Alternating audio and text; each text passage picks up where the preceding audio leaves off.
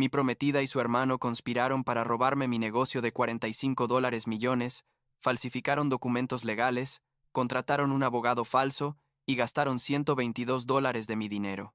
Pero los atrapé robando en mi oficina, y ahora él está en prisión por 3 años. Tengo 34 años. Soy dueño de una cadena de 12 tiendas de comida orgánica en 3 estados, y hace 6 meses estuve a punto de casarme con alguien que literalmente intentó robarme mi negocio. Y cuando digo robarme, no estoy exagerando ni un poco. O sea, hubo abogados falsos involucrados, documentos fraudulentos, toda la cosa. Pero déjame empezar desde el principio, porque esta historia es tan absurda que todavía me cuesta creerla. Conocí a Kimberly hace como 4 años en una conferencia de negocios sostenibles, ya sabes, una de esas cosas donde todos hablan de empaques biodegradables y cadenas de suministro éticas. Ella trabajaba en marketing de redes sociales para marcas de moda, y era increíblemente inteligente, súper carismática, y honestamente parecía entender mi visión para el negocio mejor que nadie. Me enamoré bastante rápido, lo admito. Empezamos a salir tipo 2 meses después de conocernos, y las cosas fueron geniales durante los primeros 3 años, como realmente geniales. Ella me apoyaba con el negocio. Venía a las aperturas de tiendas nuevas, conocía a todos mis empleados, y yo pensaba, esta es la persona con la que voy a pasar el resto de mi vida. Para contexto, construí este negocio desde cero durante 10 años. Empecé con una sola tienda en Portland, hace una década, trabajando como 80 horas a la semana, durmiendo en la oficina trasera algunos días porque no podía pagar renta, y el local al mismo tiempo. Fue brutal, la verdad, pero valió la pena porque ahora tengo 12 tiendas que van súper bien. Empleamos a casi 300 personas, y el año pasado facturamos como $45 millones. No te lo digo para presumir, sino para que entiendas lo que estaba en juego aquí, ¿me explico? Entonces, hace 1 año y medio, le pedí matrimonio a Kimberly. Fue en una de nuestras tiendas, después de cerrar, rodeados de flores orgánicas y velas. Sí, lo sé, super cursi, pero a ella le encantó. Ella dijo que sí. Lloramos los dos. Fue hermoso, todo ese rollo. Y luego, como 3 semanas después, tuvimos la conversación sobre el acuerdo prenupcial. Yo no quería tenerla, la verdad, porque me sentía incómodo hablando de dinero y posibles divorcios cuando acabábamos de comprometernos. Pero mi abogado corporativo, básicamente me obligó. Me dijo, Ethan, tienes un negocio multimillonario, no puedes casarte sin protección legal, punto. Así que nos sentamos una noche en mi casa, con una botella de vino, y hablamos del prenup. Y aquí está lo loco. Kimberly fue súper razonable al respecto, me dijo. Mira, entiendo completamente que el negocio es tuyo. Lo construiste antes de conocerme. Tiene sentido protegerlo. Hablamos de cómo ella mantendría su carrera de marketing, cómo dividiríamos los bienes que adquiriéramos juntos después del matrimonio, pensión alimenticia si llegaba el caso, todo muy civilizado y justo. Mi abogado preparó un documento, que básicamente decía que el negocio y sus expansiones futuras permanecían 100% míos, pero cualquier cosa que compráramos juntos se dividiría equitativamente. Kimberly lo leyó, dijo que le parecía justo, y firmamos una versión preliminar. Yo me sentí aliviado, honestamente, porque había escuchado historias de terror sobre parejas que se peleaban por esto durante meses. Todo iba bien, hasta que hace como 3 meses el hermano de Kimberly, Mitchell, regresó a la ciudad. Este tipo. No sé ni por dónde empezar con él. Mitchell tiene 37 años. Ha estado casado 3 veces, y las 3 veces terminó en divorcios súper feos, donde básicamente intentó quedarse con el dinero de sus ex esposas.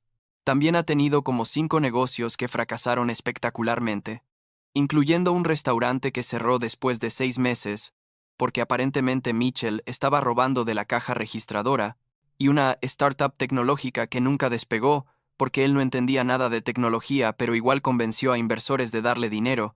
Es ese tipo de persona, ya sabes, el que siempre tiene un nuevo esquema para hacerse rico rápido, pero nunca quiere hacer el trabajo real. Cuando Mitchell apareció, Kimberly estaba emocionada porque no lo había visto en como 2 años. Él había estado viviendo en Florida después de su último divorcio. Organizó una cena familiar para que yo lo conociera mejor, aunque técnicamente ya nos habíamos visto en reuniones familiares antes. La cena fue rara, la verdad. Mitchell no paraba de hacerme preguntas sobre el negocio, tipo preguntas súper específicas sobre márgenes de ganancia, contratos con proveedores, planes de expansión, y yo pensaba que solo estaba siendo educado y mostrando interés, pero mirando hacia atrás, debía haberlo visto como la bandera roja gigante que era. Después de esa cena, el comportamiento de Kimberly empezó a cambiar. Al principio fueron cosas pequeñas que yo ni siquiera registré como problemas. Empezó a gastar más dinero, como comprando ropa de diseñador y joyas caras, lo cual nunca había sido su estilo antes.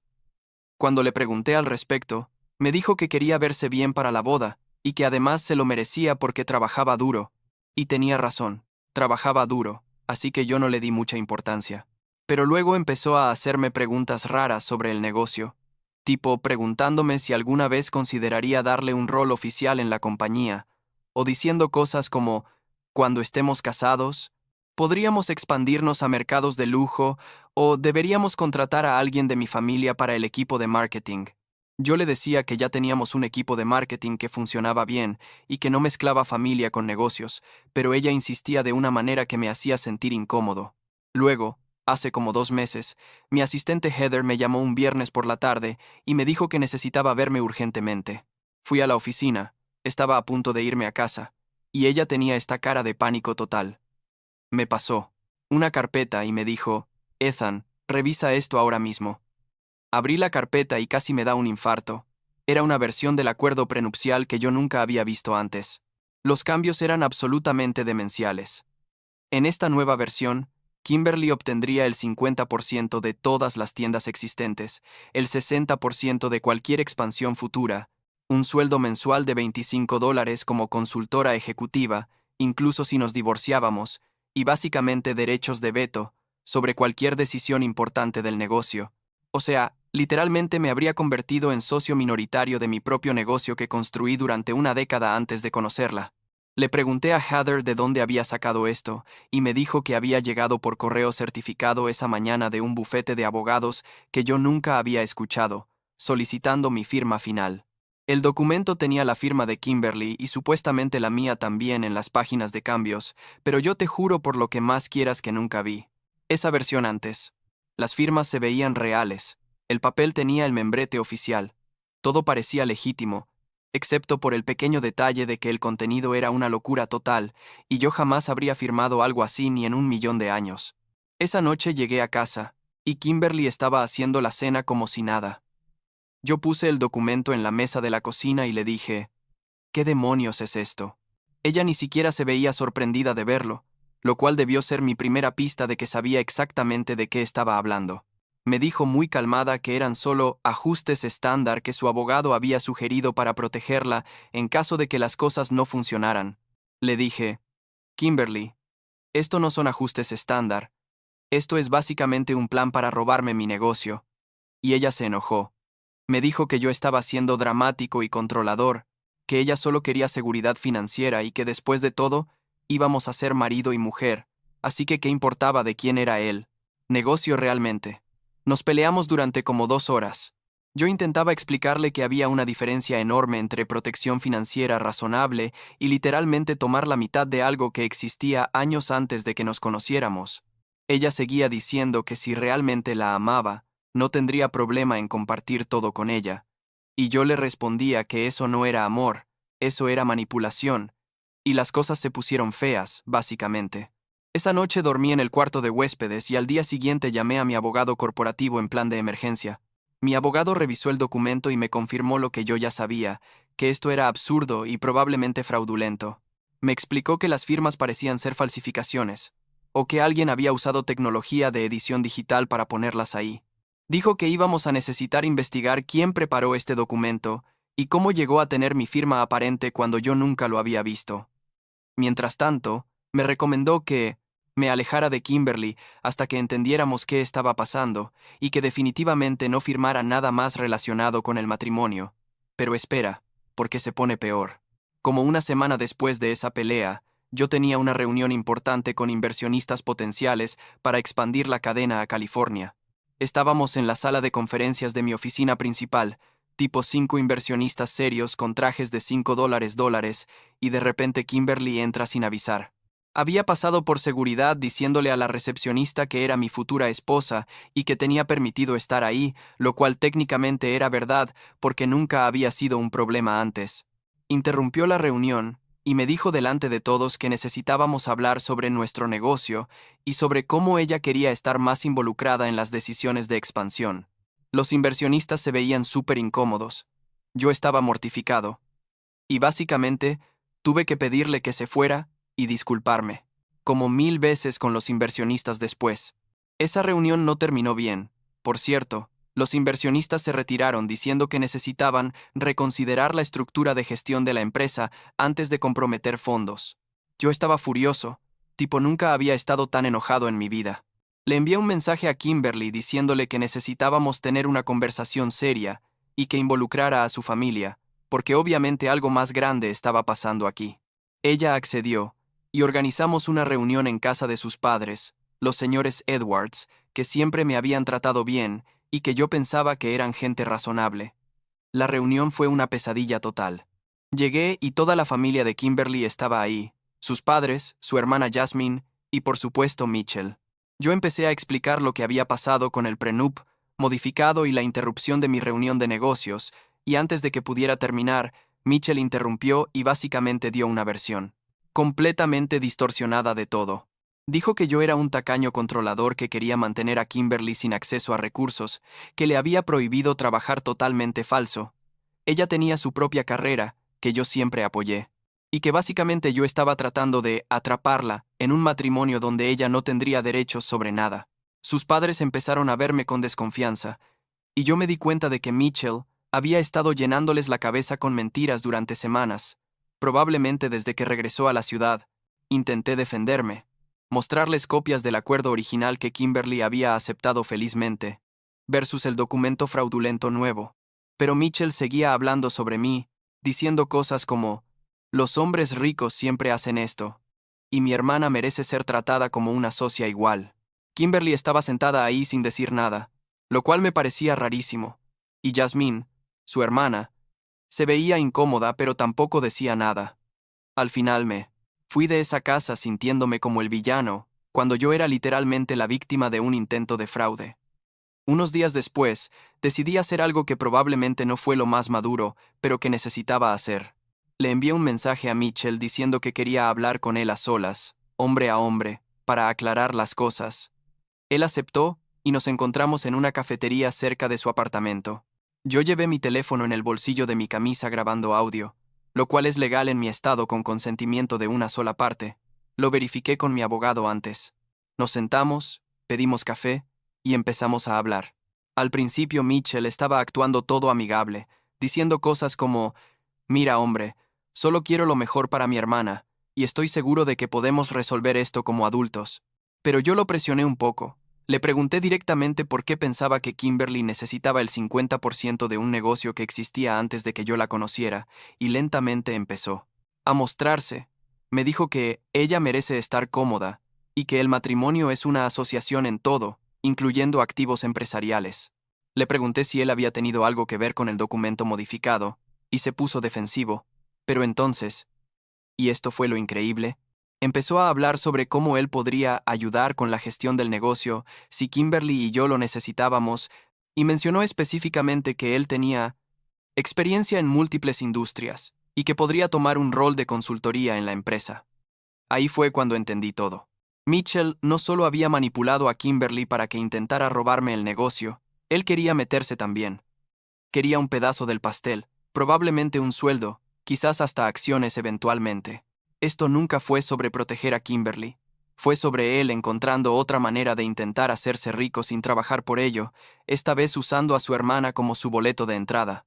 Le dije muy claramente que eso nunca iba a pasar, que él no iba a tener ningún rol en mi empresa, y que si Kimberly quería estar conmigo, íbamos a volver al acuerdo prenupcial original o no habría matrimonio. Él se puso súper enojado, me llamó varias cosas que no voy a repetir, y básicamente me amenazó diciendo que yo me iba a arrepentir de no tratarlos bien. Me fui de esa cafetería con una grabación de 47 minutos, donde Mitchell básicamente admitía que había estado influyendo en Kimberly y que quería un puesto en la compañía. Las cosas se pusieron realmente locas después de eso. Como 2 días más tarde, Heather me llamó de nuevo, esta vez a las 10 de la noche, y me dijo que había encontrado a Mitchell en mi oficina. Al parecer, él había conseguido una copia de la llave de acceso de Kimberly. Ella tenía una porque a veces me traía almuerzo o recogía cosas cuando yo estaba viajando, y estaba literalmente en mi oficina privada, yendo a través de archivos en mi computadora. Heather solo estaba ahí, porque había olvidado su cartera, y regresó a buscarla. Llamó a seguridad del edificio, y atraparon a Mitchell con un USB conectado a mi computadora, descargando Dios sabe qué información. La seguridad llamó a la policía. Mitchell fue arrestado por allanamiento, y cuando revisamos qué había estado intentando descargar, era todo sobre mis contratos con proveedores, información financiera de las tiendas, datos de clientes, proyecciones de expansión, básicamente todo lo que necesitarías si quisieras o competir conmigo o vender esa información a mis competidores. Yo estaba en shock total. Esta situación había pasado de ser un problema de prenup raro a ser literalmente espionaje corporativo. Confronté a Kimberly esa misma noche por teléfono y le pregunté si sabía lo que su hermano había estado haciendo. Ella empezó a llorar y me dijo que no tenía idea, que Mitchell le había dicho que solo quería ayudar, entendiendo mejor el negocio para poder asesorarla en las contandos TARE. Negociaciones del prenup. Le dije que eso era exactamente el problema, que no debería haber negociaciones sobre un acuerdo que ya habíamos aceptado ambos, y que su familia claramente la estaba manipulando para intentar sacarme dinero. Ella me gritó que yo estaba siendo paranoico y que su familia solo se preocupaba por ella, y yo le grité de vuelta que su familia, o al menos Mitchell, estaba intentando literalmente robar de mi empresa. Al día siguiente, contraté a un investigador privado para que mirara más de cerca lo que estaba pasando. Yo sé que suena extremo, pero en este punto ya no confiaba en nada de lo que me decían. El investigador hizo su trabajo durante como una semana y descubrió que Kimberly había estado compartiendo documentos confidenciales de mi negocio con Mitchell durante al menos 2 meses. Tenía registros de ella tomando fotos de archivos en mi oficina en casa, reenviándole correos electrónicos míos que contenían información financiera sensible y hasta había mensajes de texto entre ellos donde Mitchell le daba instrucciones específicas sobre qué información necesitaba y cómo conseguirla sin que yo me diera cuenta. Yo sentía que me habían golpeado con un camión. Esta era la mujer con la que iba a casarme, con la que había planeado tener hijos, con la que pensaba que iba a pasar el resto de mi vida, y resulta que había estado trabajando con su hermano para básicamente destruirme financieramente durante meses. No podía ni comer, la verdad. Pasé como 3 días sin dormir más de 2 horas por noche, solo pensando en cómo no vi esto venir y cuánto había confiado en la persona equivocada. Tomé una decisión. Le envié un correo electrónico formal a Kimberly, copiando a mi abogado, donde le decía que el matrimonio estaba cancelado, que el acuerdo prenupcial original quedaba anulado porque no había matrimonio, y que necesitaba que me devolviera todas las llaves de mi casa y oficina inmediatamente. También. Adjunté evidencia de todo. Las copias del prenup fraudulento, la grabación de mi conversación con Mitchell, los reportes de seguridad de cuando lo encontraron en mi oficina, y los hallazgos del investigador privado sobre ella compartiendo información confidencial. Le di 48 horas para devolver todo, y le dije que si no cumplía, tomaría acciones legales por robo de propiedad intelectual y conspiración para cometer fraude. ¿Sabes lo que hizo? En esas 48 horas, Kimberly se fue de compras. Y cuando digo se fue de compras, me refiero a que gastó $122 en 3 días, usando una tarjeta de crédito de emergencia que yo le había dado para usar solo si algo serio pasaba mientras yo estaba de viaje. Compró ropa de diseñador, joyas, muebles, hasta un reloj Rolex de $35. Mi banco me llamó para verificar que no era fraude, porque los cargos eran tan grandes y tan frecuentes que activaron sus sistemas de alerta. La llamé inmediatamente y le pregunté, ¿qué demonios estaba haciendo? Ella me dijo, muy calmadamente, que estaba asegurando sus activos, porque yo la estaba dejando sin nada después de que ella había invertido años en nuestra relación. Le dije que eso no era cómo funcionaba nada de esto, que ella estaba literalmente robando de mí en este punto, y que iba a cancelar la tarjeta en ese mismo momento. Ella me dijo que me demandaría por angustia emocional si lo hacía.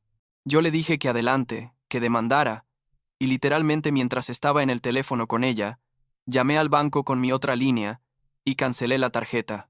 Ella empezó a gritar por el teléfono, diciendo que yo era un monstruo, que cómo podía hacerle esto, que ella me amaba, y que yo estaba tirando todo por la borda por malentendidos. Le dije que no eran malentendidos, que había evidencia clara de fraude y conspiración, y que si realmente me amaba nunca habría participado en esto en primer lugar. Ella colgó llorando, y yo me quedé sentado en mi oficina, sintiéndome literalmente vacío por dentro, como si me hubieran sacado todo lo que me importaba con una cuchara. Las cosas se quedaron relativamente tranquilas durante como una semana después de eso. Kimberly me enviaba mensajes todos los días diciéndome que la perdonara, que había sido influenciada por Mitchell, que realmente me amaba y que podíamos empezar de nuevo. Yo la ignoraba porque honestamente no sabía qué decir. Parte de mí quería creerle, quería pensar que tal vez realmente había sido manipulada y que no era 100% su culpa, pero la parte racional de mi cerebro sabía que ella había tomado decisiones conscientes de traicionar mi confianza, y eso no se podía deshacer, punto. Entonces Jasmine, la hermana de Kimberly, me llamó. Nunca habíamos sido súper cercanos, pero ella siempre me había tratado bien en reuniones familiares. Me dijo que necesitaba verme urgentemente, que había encontrado algo que yo debía saber. Nos encontramos en un Starbucks cerca de su trabajo, y ella llegó con una laptop. Me explicó que había estado en el apartamento de Mitchell, ayudándolo a mudarse los términos de su libertad. Bajo fianza requerían que se fuera del estado, y había encontrado su laptop vieja en un armario. Por curiosidad, y probablemente, sospechando algo, la encendió, y encontró archivos que básicamente probaban que todo había sido planeado. Me mostró la laptop, y casi no podía creer lo que estaba viendo.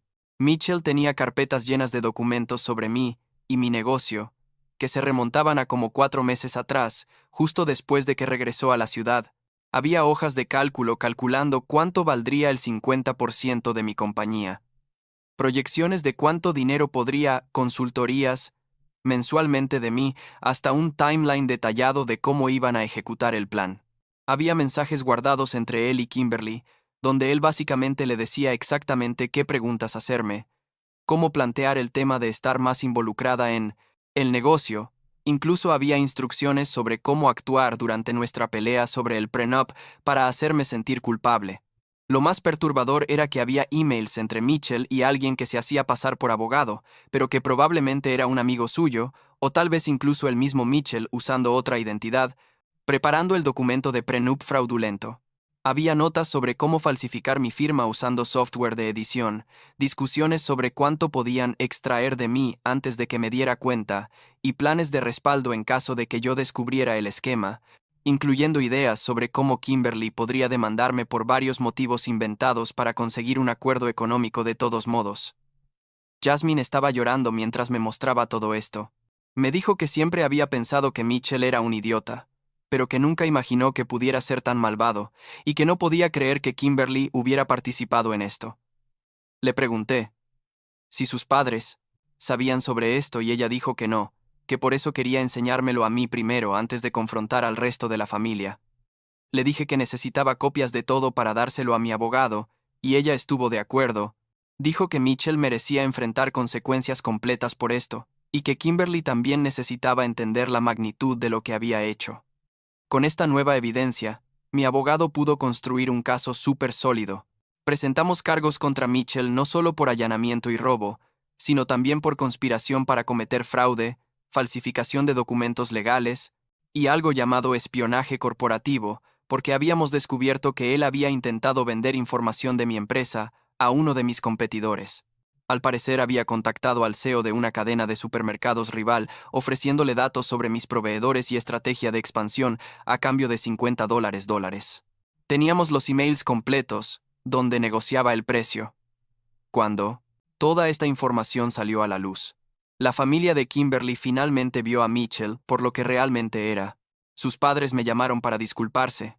Me dijeron que Mitchell los había engañado completamente, y que si hubieran sabido la verdad desde el principio, nunca me habrían tratado con desconfianza en esa reunión familiar horrible. Aprecié la disculpa, pero honestamente el daño ya estaba hecho, ya sabes, no solo con Mitchell, sino con Kimberly. Kimberly intentó verme en persona después de que sus padres y Jasmine la confrontaron con toda la evidencia. Apareció en mi casa. Había cambiado las cerraduras, pero ella se quedó parada afuera, tocando el timbre durante como 20 minutos, hasta que finalmente salí. Estaba devastada, llorando, diciendo que solo ahora entendía completamente cómo Mitchell la había manipulado, que ella pensaba que solo estaba asegurando su futuro, y no se daba cuenta de que era parte de un esquema criminal. Me suplicó que le diera otra oportunidad, que ella nunca quiso lastimar mi negocio, que realmente me amaba. Y mira, parte de mí sentía lástima por ella. Creo que Mitchell realmente la manipuló hasta cierto punto. Él es así de persona. Alguien que puede convencerte de que arriba es abajo si le das suficiente tiempo. Pero al mismo tiempo, Kimberly era una adulta de 29 años con su propia carrera exitosa, no era una niña ingenua. Ella tomó la decisión de compartir información confidencial, de ir a través de mis archivos, de gastar $122 de mi dinero en un berrinche de venganza. Esas fueron elecciones suyas, sin importar cuánta influencia Mitchell tuviera. Le dije esto, tan gentilmente como pude en las circunstancias, y le expliqué que no podía estar con alguien en quien no confiaba, punto. La confianza era todo para mí, y ella la había destruido completamente. No importaba si había sido manipulada o si realmente estaba arrepentida ahora. El hecho era que cuando las cosas se pusieron difíciles, y cuando hubo presión de su familia, ella eligió el dinero sobre mí, eligió a Mitchell sobre nuestra relación, y eso me decía todo lo que necesitaba saber sobre quién era ella realmente bajo la superficie. Ella siguió llorando, diciendo que cambiaría, pero yo le dije que no era sobre cambiar, era sobre que la base de nuestra relación estaba rota y no había manera de arreglarla. Después de esa conversación, Kimberly contrató a un abogado diferente, un tercer abogado en este punto.